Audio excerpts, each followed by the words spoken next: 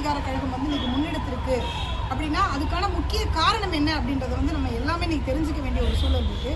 ஒட்டுமொத்த தமிழகமுமே இன்னைக்கு வந்து கொந்தளிச்சிட்டு இருக்குது, எல்லாத்துக்கும் தெரியும். குறிப்பாக நம்ம மதுரை டு திருநெல்வேலி அந்த பெல்ட்டை எடுத்துக்கிட்டோம் அப்படின்னாலே எந்த அளவுக்கு அதிக அளவிலான ஆணவ படுகொலைகள் வந்து நடக்குது. குறிப்பாக தமிழகம் முழுக்க எல்லா இடங்கள்லையுமே நடந்துட்டு இருக்குது. இன்னும் குறிப்பாக அந்த பெல்ட்டை சொன்னோம் அப்படின்னா மிகப்பெரிய அளவில் ரொம்ப அதிக அளவில் ஒரு நாளைக்கு ஒவ்வொரு நாளும் எடுத்துக்கிட்டோம்னா ஒவ்வொரு நாளும் ஒவ்வொரு படுகொலைகள் வந்து நடந்துட்டு இருக்குது. குறிப்பாக தலித் மக்கள் அப்படின்னாலே இன்னைக்கு அவங்க வந்து கொல்லப்படுறது அப்படின்றது நடக்குது. ஆதிக்க சாதி வெறியர்கள் வந்து இதை திட்டமிட்டே வந்து செஞ்சிட்டு இருக்கிறது அப்படின்றது வந்து குறிப்பாக நடக்குது. ஒரு நபர் வந்து ஒரு இளம் பெண்ணோ ஒரு இளம் மாணவனோ தான் விரும்பிய ஒரு பெண்ணை வந்து திருமணம் பண்ணுறதுக்கு கூட அது அவங்களுக்கான ஜனநாயகம் இல்லை அப்படின்னா அவங்க எப்படியாப்பட்ட சமூகத்தில் நம்ம வந்து வாழ்ந்துகிட்டு இருக்கோம். நம்ம வந்து பயங்கரமான தம்பட்டை அடிச்சுக்கிறோம். நாங்களாம் தமிழ் மண் எவ்வளோ பெரிய மண்ணுன்னு நம்ம சொல்கிறோம். ஆனால் அப்படியாப்பட்ட மண்ணில் தான் இன்னைக்கு இவ்வளோ பெரிய சாதி வெறி சங்கங்கள் இதுக்கு முன்னாடி இருந்ததை விட இன்னைக்கு மிகப்பெரிய அளவில் வளர்ந்து நிற்கிறாங்க. அப்போ அதுக்கான முக்கியமான காரணம் என்ன? இன்னைக்கு திட்டமிட்டு ஆர்எஸ்எஸ் கும்பல் வந்து இன்னைக்கு தன்னோட அந்த அவங்களோட இதை வந்து இங்கே வளர்த்தே ஆகணும், அவன் கால் ஊன்றியே ஆகணுன்றதுக்காக திட்டமிட்டு இந்த சாதி வெறி சங்கங்களை வந்து இன்னைக்கு வளர்த்து விடுறாங்க.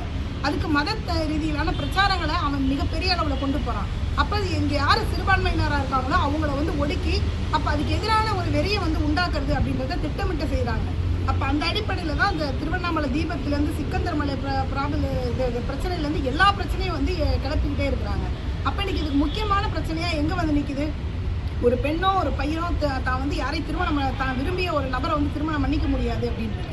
அப்போ அப்படியாப்பட்ட சூழலில் இன்னைக்கு சட்டங்கள் எவ்வளோதான் இடம் கொடுத்தாலுமே அதுக்கு எதிரான வேலைகளை இன்னைக்கு வெளியில இருந்தே நான் வந்து எல்லாத்தையுமே வந்து செய்வேன் அப்படின்னு சொல்லி நிற்கும்போது அப்போ இது பக்கபலமாக இருக்கக்கூடியது என்னன்னா முற்போக்கு அமைப்புகளும் ஜனநாயக சக்திகளும் நம்ம தான் இன்னைக்கு நிற்க வேண்டிய ஒரு சூழல் அப்படின்றது கட்டாயமான ஒன்றா இருக்குது.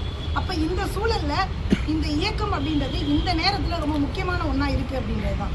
ஏன்னா இன்றைக்கி சாதி கடந்து மதம் கடந்து இன்றைக்கி வந்து எல்லாமே இன்றைக்கி ஒன்றா நிற்க வேண்டிய ஒரு நிலைமை அப்படின்றது இருக்குது.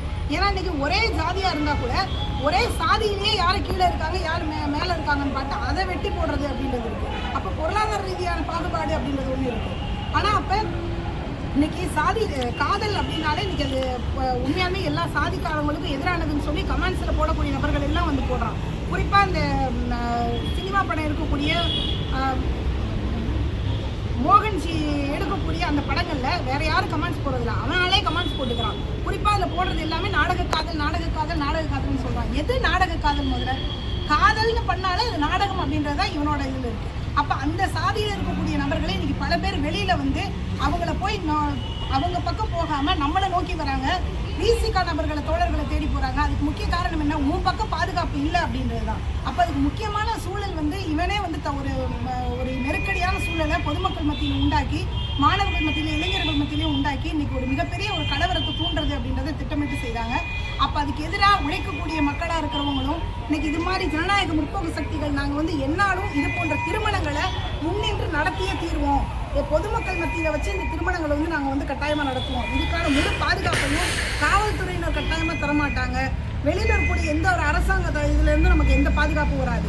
அப்போ பொதுமக்களாகிய நாம் தான் இன்னைக்கு அது போன்ற காதலர்களுக்கு கட்டாயமாக துணை நிற்கணும் அப்படின்றத முன்னிறுத்தியும் இது போன்ற இந்த பண்பாட்டு போரை வந்து மிகப்பெரிய அளவில் எல்லா இடங்களுக்கும் கொண்டு போகணும் அப்படின்ற வகையில் தான் இன்னைக்கு மக்கள் அதிகார கழகம் சார்பாக இந்த இயக்கத்தை பண்பாட்டு போரை வந்து முன்னெடுத்து ஒரு மிகப்பெரிய நடைபயணமாக தொடங்கி 21ஆம் தேதி வந்து மிகப்பெரிய மாநாடுன்ற அளவில் திட்டமிட்டு நடத்திட்டு இருக்கோம்.